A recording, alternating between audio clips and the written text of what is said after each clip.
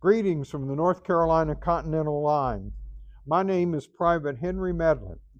During the Revolutionary War, a North Carolina Continental Line soldier had a duty of hardship, commitment, and deep patriotism.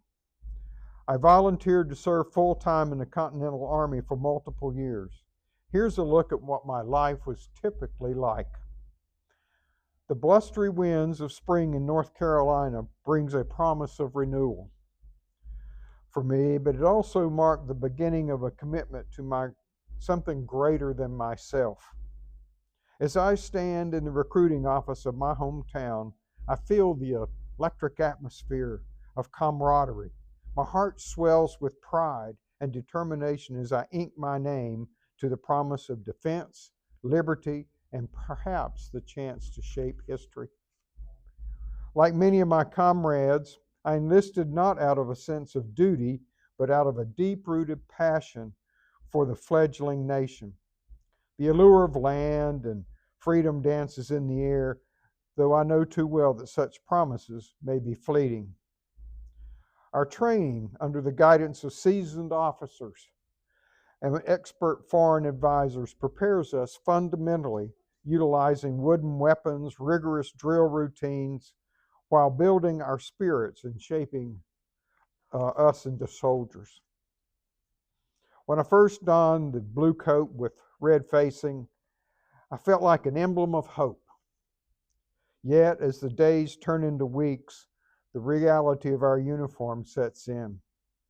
They are threadbare and patched, reflecting our struggles. My musket, a trusty brown Bess, rests heavy on my shoulder, a constant reminder of my oath. Each day folds into a grueling cycle. The camp is life in its most raw form. Tents sagging, meals little more than salted meat and hardtack. Some days I lie awake with the chill going through my bones, listening to the soft murmurs of my fellow soldiers, each sharing tales of home. Marches last for hours, our feet pounding against the rugged terrain, and the punishment of any sign of weakness looms heavy. Discipline is relentless. Even when it seems the world around us is crumbling, our spirits remain unbroken. There's a palpable unity among us, a bond forged in the fires of intimacy and shared suffering. I write letters home filled with love and longing, unsure if my words will ever return to my family. I worry about their safety, and I pray for the day when this struggle is merely a memory. Looking at my fellow soldiers, I see the legacy we're carving out. Our sacrifices are seeds for future generations, though many of our names will be forgotten. I hope the spirit of our struggle will be remembered, so I leave this diary.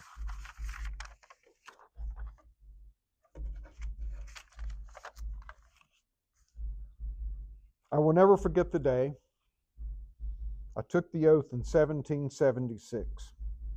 I, Henry Medlin, do solemnly swear that I bear true allegiance to the state of North Carolina and the United States of America.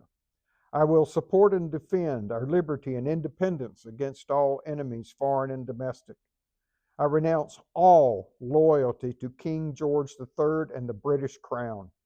I pledge to serve faithfully as a soldier in the cause of the American freedom, and to uphold the principles of justice, courage, duty to the best of my abilities, so help me God. In June of 1781, I enlisted at the Granville Courthouse and joined Captain Yarborough's company. My brother Shadrach enlisted alongside me. There's comfort in that, to have family nearby in uncertain times. The air is thick with the summer heat, and the roads are choked with dust. Each step grows heavier, not just from the march, but from that fever creeping into my bones. We're bound for Charlotte, they say, where General Greene's forces are rallying. The British scourge of these lands is like a plague. and I cannot sit idle any longer. I fight not for glory, but for my children, for John especially. He's nearly 12 now, strong and clever. I want him to grow up free, with his own land and no king's boot on his neck. Yet I fear I may not reach Charlotte. The sickness has worsened. I've seen it in the eyes of others who did not return. The shaking, the sweat that pours when there is no sun. I pray it is just fatigue, and that the camp fever can be, that I pray it is not the camp fever that claims so many. If these are my last words, let them be record of my resolve. I stood when my country called. I walked beside good men and believed in the promise of liberty. If I fall before a musket ball finds me, let it not be in vain. May God watch over my family. Tell John to remember my name and to carry it forward with pride. Unfortunately, he made it to Charlotte and was ill, and when they came back by, he had expired. He was dead. So I look at that as he died on active duty, died serving his country. And as the diary says, it was for the family and for liberty for this country. So I hope you enjoyed that.